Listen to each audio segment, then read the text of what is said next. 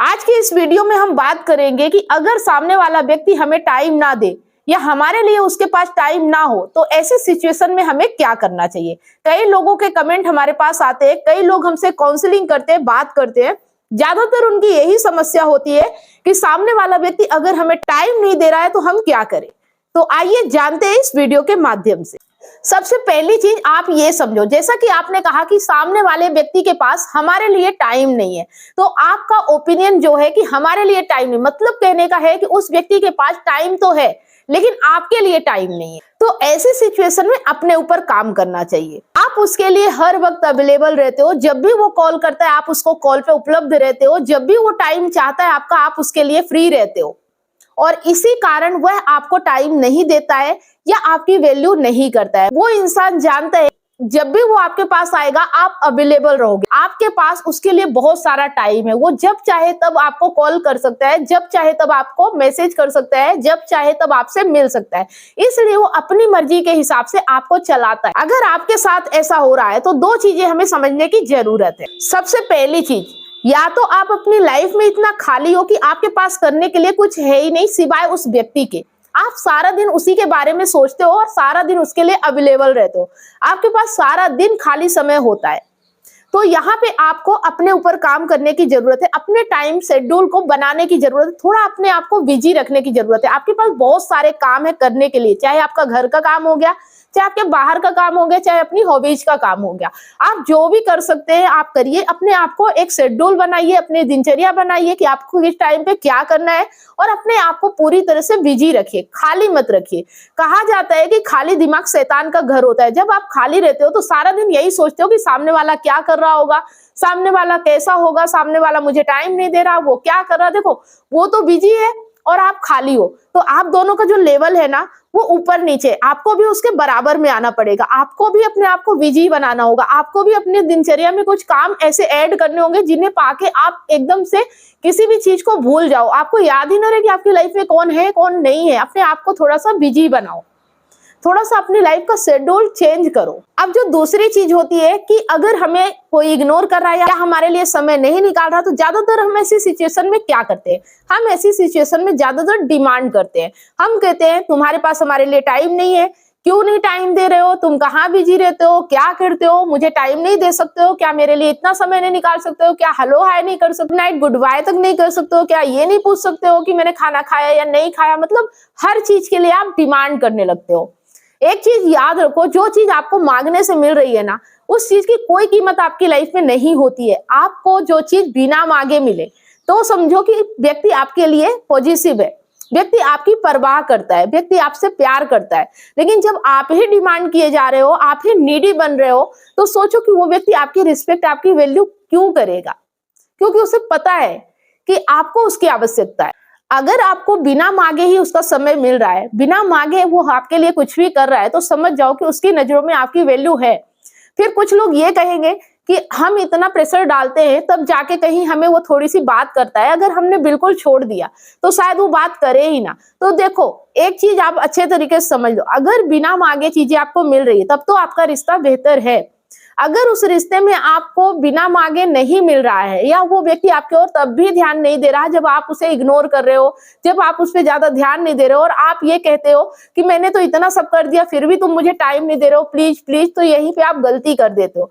मतलब इतना करने के बाद भी अगर आपको समय नहीं मिल रहा है, आपकी वैल्यू नहीं कर रहा सामने वाला इंसान, तो आप समझ जाओ कि अब वक्त आ गया है आपको उसकी लाइफ से बाहर निकलने का, क्योंकि आप जबरदस्ती किसी की लाइफ में प्यार और खुशियां हासिल नहीं कर सकते। ये मैं कई बार बताती हूँ। इस दुनिया में टाइम तो हर किसी के पास होता है, लेकिन अगर सामने वाला व्यक्ति आपको टाइम नहीं दे रहा है तो इसका मतलब वो व्यक्ति आपसे बात नहीं करना चाहता, आपका उसकी नजरों में कोई वैल्यू नहीं है, आप उसके लिए कोई ऐसे व्यक्ति नहीं हो जिसके लिए वो अपना कीमती टाइम निकाले। देखो हम सब अपने आप में अगर सोचो तो हम सब के पास बहुत सारे काम होते हैं, हम बिजी भी होते हैं, लेकिन फिर भी हम उस व्यक्ति के लिए टाइम निकालते हैं जिसकी हम रिस्पेक्ट करते हैं, जिसको हम वैल्यू देते हैं और जिससे हम खुद बात करना चाहते हैं। लेकिन जिस व्यक्ति से हमें बात नहीं करना होता, जिसे हमें इग्नोर करना होता है, उसके लिए हम कभी भी टाइम नहीं निकालते। तो सेम सिचुएशन हमारे साथ भी होती है। अगर सामने वाला व्यक्ति हमारे लिए टाइम नहीं निकाल रहा है, उसके पास हमारे लिए टाइम नहीं है, इसका मतलब है कि उसकी जिंदगी में हमारी कोई वैल्यू नहीं है। और जहां आपकी वैल्यू नहीं है, जहां आपकी रिस्पेक्ट नहीं है, जहां सामने वाला आपकी केयर नहीं करता है, परवाह नहीं करता है, ऐसे रिश्ते में रह के आप क्या करोगे? इसका मतलब वो रिश्ता आपके लिए सही नहीं है और आपको इस रिश्ते से बाहर निकलना ही अपनी जिंदगी को बेहतर बनाने का एक अपॉर्चुनिटी है। ये चीजें आप समझ लो। अब एक चीज गौर करने की है जो मैं यहाँ पे आपको बताने वाली हूँ। देखो, हर एडवाइस, हर चीज हर एक इंसान के लिए नहीं होती है, क्योंकि हर एक इंसान की सिचुएशन अलग होती है, हर एक इंसान की लाइफ अलग होती है। अगर आप जो भी एडवाइस आपको फ्री की मिल जाती है, वीडियो में मिल जाती है, कहीं भी मिल जाती है और उसे अपनी लाइफ में इम्प्लीमेंट करने की कोशिश करोगे तो शायद वो इतनी उपयोगी ना हो। अपनी लाइफ की सिचुएशन देख के, अपनी जिंदगी का जो भी मुद्दा चल रहा है, जो भी बातें हो रही है, उस माहौल को देख के ही आप कोई निर्णय लो, कोई डिसीजन लो तो उपयोगी होगा। अगर आप बिना सोचे समझे कोई भी राय, कोई भी सलाह अपनी लाइफ में उतार लोगे तो आप भी परेशान रहोगे और सामने वाला भी परेशान हो जाएगा। यहाँ पे मैं एक बात आपको बताने वाली हूँ जिससे आप समझ सकते हैं कि कैसे हो सकता है। मेरे पास एक कॉल आया था जहाँ पे एक महिला बताती है कि उनका पति उन्हें टाइम नहीं दे पाता है। मैंने पूछा कि आपके पति क्या करते हैं? उन्होंने बताया कि वो मिलिट्री में है। उनकी सहेलियां थी जो उन्हें सलाह दे रही थी कि जब तुम्हारा पति तुम्हें टाइम नहीं देता तो तुम भी अपने दोस्त बनाना शुरू करो, अपनी जिंदगी को जीना शुरू करो, अपने आप को बिजी रखो, किसी से भी फोन कॉल पे बात कर सकते हो, कुछ भी कर सकते हो। तो उनका माइंड उस तरह से डाइवर्ट हो रहा था। जब उन्होंने मुझसे बात की तो मैंने बस इतना ही पूछा कि आपके पति क्या करते हैं? तो उन्होंने बताया कि वो मिलिट्री में है, देश की सेवा करते हैं।